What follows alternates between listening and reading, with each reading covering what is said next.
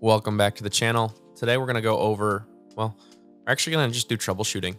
I have a Netgate SG3100 that just stopped working on me. Fortunately, I have a secondary one that I was going to use.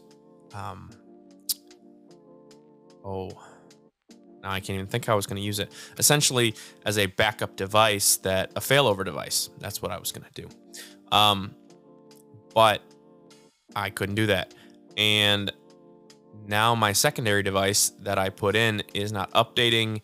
I can't run Avahi on it, which is essentially an MDNS repeater. So my devices can't be seen across networks.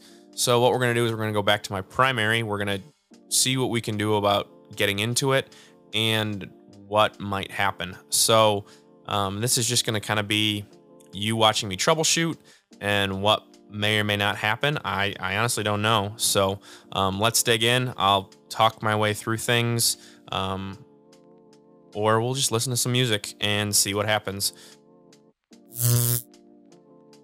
So we'll jump to my screen here and get USB plugged in and get things kind of rolling. I can quick show you here on this. I am going to use my MacBook Air sitting right on top of the device. This is my SG3100. It's not really a clean setup on my desk right now, but oh well, that's what we're going to do. So we'll get me back and we've got things set up.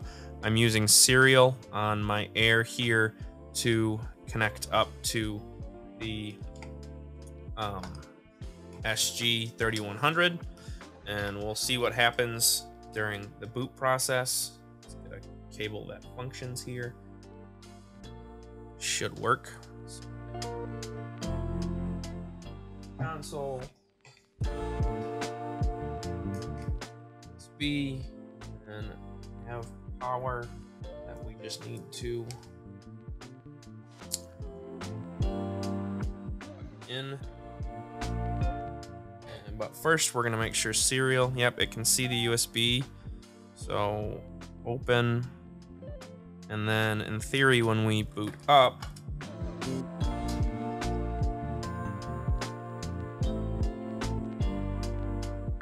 it's not happy with what it is. So in the C.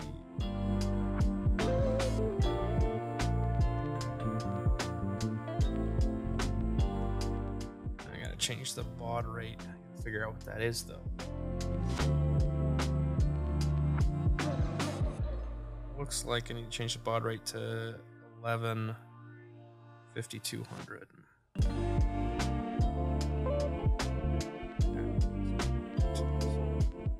Do that. Now we can open that and then replug power in. Still not anything worthwhile.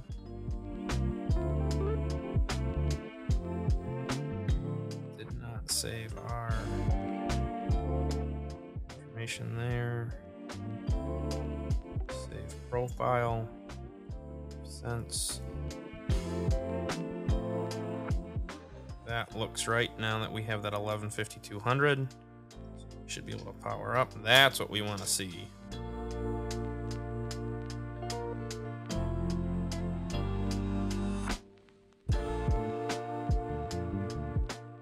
Probably pissed because it doesn't have a WAN interface to go to. So, oh, there we go. See what it does about configuring firewall. It's got all of my VLAN set up. I'm gonna grab a network cable and we'll see what happens here.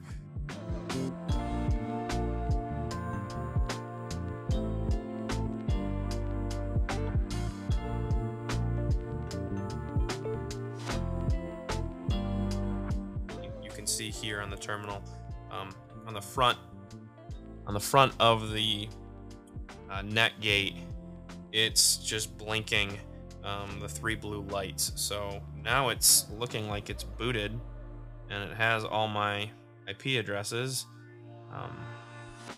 including my WAN. So let's do 192. Go to the dashboard. That booted up real fast.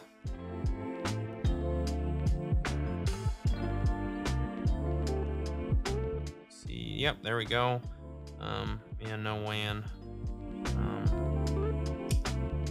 So what I am gonna do though is I am going to first off pull a backup.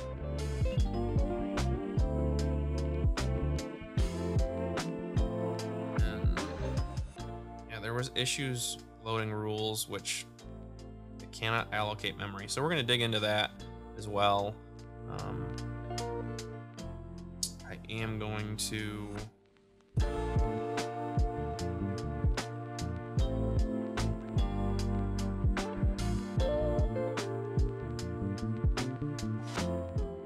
gate.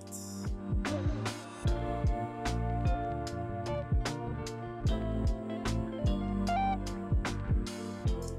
we go.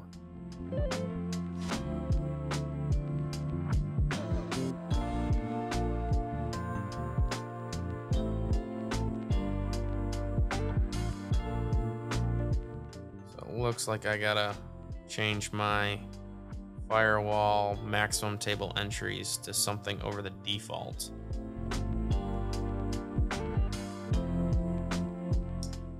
All right, so let's do that.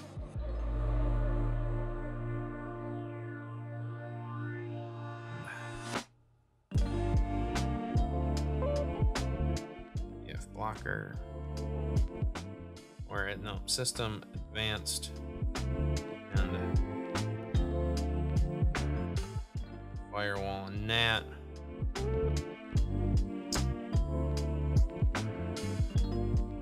This one is at 50, so we'll go to 70. Save. And we'll reboot it.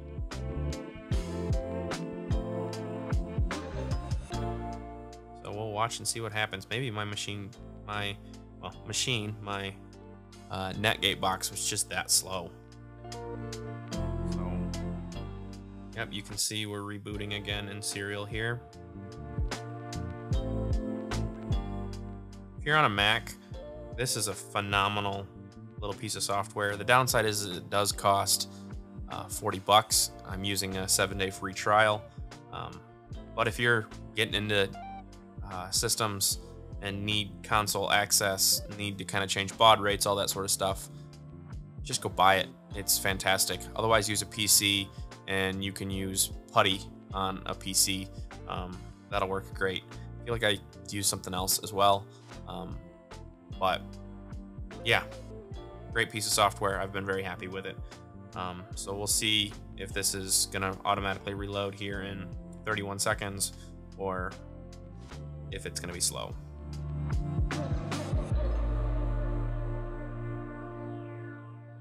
Yep, not yet ready. Configuring firewall. Try again in 18 seconds. Back to serial here. I do have a lot of firewall rules, so that would make sense why configuring firewall is taking its sweet time.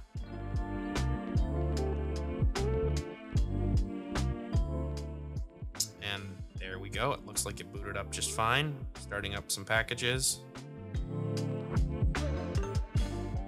Yeah, now it's happy, so I can scan my fingerprint. And that was serial saying, hey, I have a successful login. And that was from, looks like our earlier boot, so we'll mark all as red. And just to cover our behind, let's do one more round of reboot. Boot. Again, we'll watch serial to see what happens. If you have to reboot, I suggest doing it through that web GUI. So much better on the device to let it reboot itself than to pull power. But if you're stuck, I understand. You're stuck. Pull the power. I've had to do that a few times as well, for weird, odd reasons. But yeah, like I said, as much as you can stick to rebooting from the GUI, it's in your best interest. I'm out of coffee. I'll be back. You just watch the boot up process. I'll be back.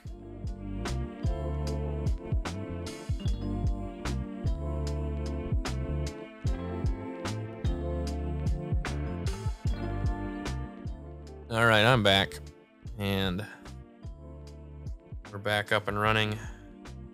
Last thing I'm thinking we need to do is we should grab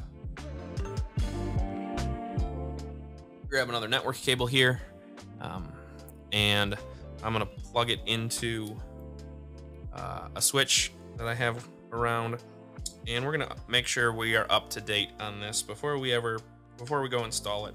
I'd rather have it fail here than after I've gone and installed it in its permanent location. So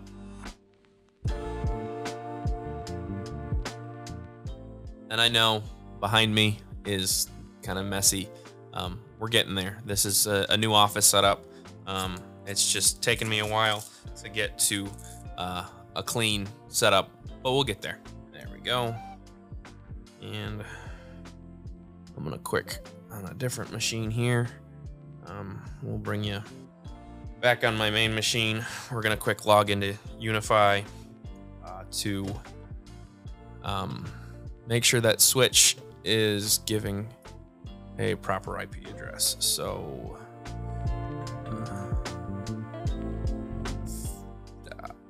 .4. Well, launch, and bear with me while I get the password.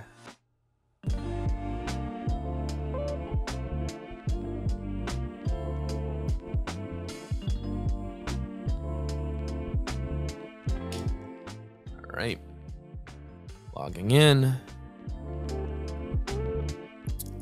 Yeah, I know I have a switch offline. I need the switch, and it is, it's this one that's in here. I can live with that. So jump back over and give you a connection here. Back in admin. I have an IP address. It's not the right one, but it'll work. We got more errors. Have to clean that up. We're not using IPv6, so we could kill that.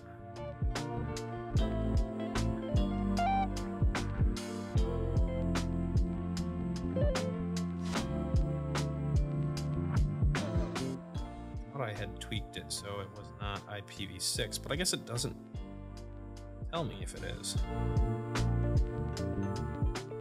Fun. Well, we'll have to figure that out here in a bit, why it's failing. Let's do update. Full screen. If it can. I know on the other one I'm using, it is failing out when I try to go to update. So, editing Dave here. I dug into why the update function wouldn't work, and instead of showing you all of that footage, let me just explain what's going on. PFSENSE actually did a huge upgrade to the software in the time frame that I was doing this troubleshooting. And so there is now PFSENSE Plus and PFSENSE CE Edition or Community Edition. And I was dealing with the fact that the SG3100 had a bug in their latest update, and that bug prevented updating working. It changed what Well, the update changed the underlying FreeBSD from 11 to 12, and so it was a major upgrade on the device. PFSense has since resolved the bug and set things up so I could update my device. So I have gone ahead and updated it. We'll kind of dig in. Lawrence Systems is another channel I watch a lot, and they've done a big overview on PFSense Plus and a Community Edition, and go check those things out if you have any more information. He has extensive knowledge on those things. So back to the original content. I am going to go ahead and, for now, turn off PF Blocker. So we'll save that.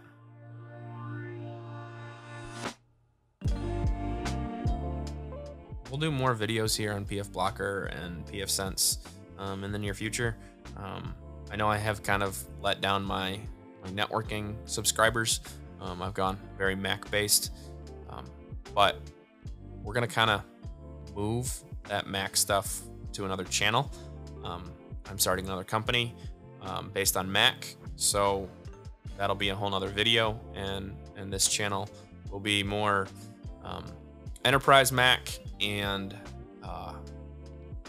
networking and Unify, PFSense. If we can get Meraki stuff in, I'd love to do Meraki or Aruba or whatever else you're looking for when it comes to networking. So yeah, we're waiting on this. We'll see what happens. Yeah, I'll keep you up to date with what's going on with the channel. I'm gonna go ahead, install this, and see how it runs. All right, so I've gone ahead and installed that Netgate device. Let's take a peek here. We're gonna go to 168.5.1 port 10443, and it wants it HTTPS. Do that. Advanced. Proceed. Admin. Get the password a second.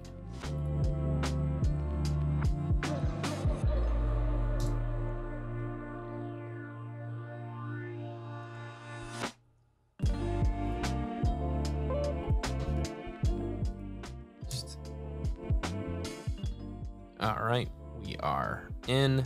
We're up and running again, like we did before. PFSense or PF Blocker is not functioning, but we're not getting those errors. So yeah, I would like PFSense back, but for now we'll live with it. We're happy. Uptime of 23 minutes. We've got DNS servers currently. We've got, I want to say this is Comcast's DNS servers. And I'll tweak that later. As you can see, we're getting a WAN connection through our Comcast router. It is what it is. It's been working just fine. I'm not going to play with it. My static addresses come through without any issues. So firewall, I'm happy with. Yeah, right now everything's functioning. Next video, we'll dig into why the backup one wasn't working, what's going on with it, all that sort of fun. So I know there really wasn't much out of this, much you can figure out. It booted up just fine. I can't figure out why it wasn't functioning previously. If I do have other issues with it, I'll certainly let you know, and we can go through troubleshooting this device together. So yeah, I don't know what happened, but I'm glad we're up and running. I'm glad I'm functioning, and devices are starting to work on my network again. My big kicker was here in it was services Avahi. The previous the backup SG3100 didn't even have this package and couldn't find it.